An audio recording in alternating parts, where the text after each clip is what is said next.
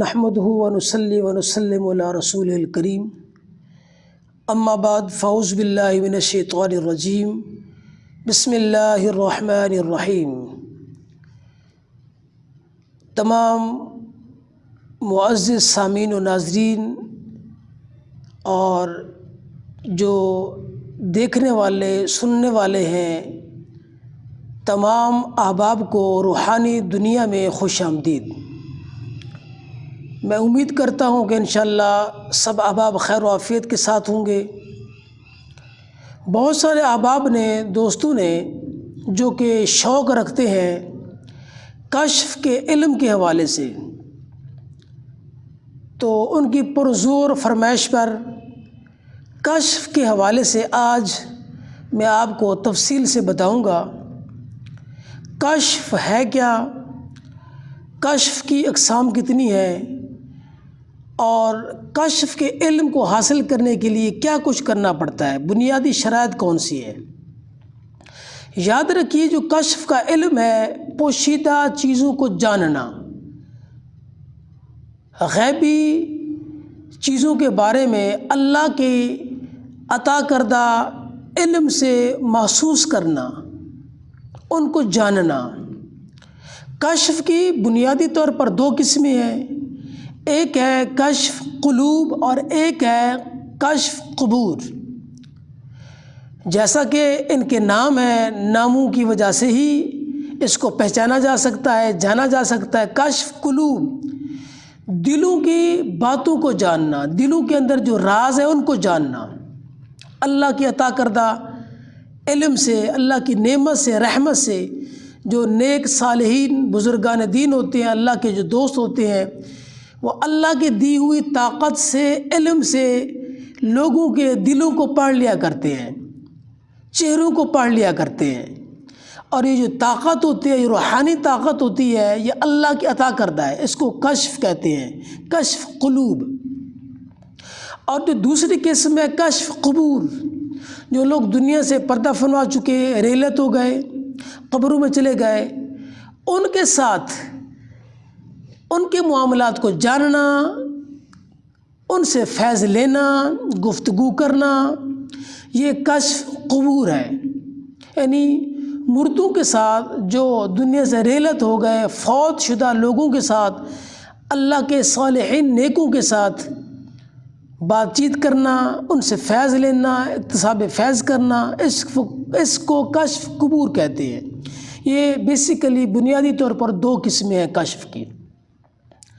اب اگلی بات یہ ہے کہ ان دو قسموں کا علم کیسے حاصل کیا جائے کہ ہمیں بھی عبور ہو جائے، ہم بھی کشف کے بارے میں جانیں، کشف قلوب کے بارے میں جانیں، کشف قبور کے بارے میں جانیں۔ تو اس کے لیے سب سے جو پہلی بات ہے وہ ہے طہارت قلبی۔ آپ کو جو دل ہے وہ گناہوں سے پاک ہو، کسی کے بارے میں برا نہ سوچیں، کسی کے بارے میں بدگمانی نہ کریں، اپنے قلب کو گناہوں سے پاک رکھیے۔ جو آپ رزق کھاتے ہیں، رزق حلال کھائیے، جھوٹ نہ بولیے، غیبت نہ کریے، حسد نہ کریے، تکبر، ریاکاری، ان ساری چیزوں سے پہلے بچنا ہوگا۔ اس کے بعد جو آپ کھانا کھاتے ہیں، کوشش کیجئے وہ کھانا ایسی خاتون کے ہاتھ کا ہو کہ جو 5 وقت نماز ادا کرتی ہے، نہیں تو خود اپنے ہاتھ سے کھانا بنا کے کھائیں۔ جو کپڑے ہیں وہ اپنے ہاتھ سے خود دھوئیں، اور اگر کوئی خاتون دھوتی ہے، اہلیہ ہے یا بیٹی ہے یا بہن ہے یا ماں ہے، تو وہ نمازی ہونی چاہیے۔ جب یہ اہتمام کر لیں تو پھر اس کے بعد 21 دن کا وظیفہ ہے، 313 مرتبہ پڑھنا ہے۔ 21 دن شروع جب کرنا ہے تو چاند کا آغاز یعنی ابتدا ہو، چاند رات سے اس کو شروع کرنا ہے۔ مہینے کی ابتدا سے یعنی چاند رات سے اس کو شروع کرنا ہے۔ 2 3 4 طریقوں بھی شروع کیا جا سکتا ہے۔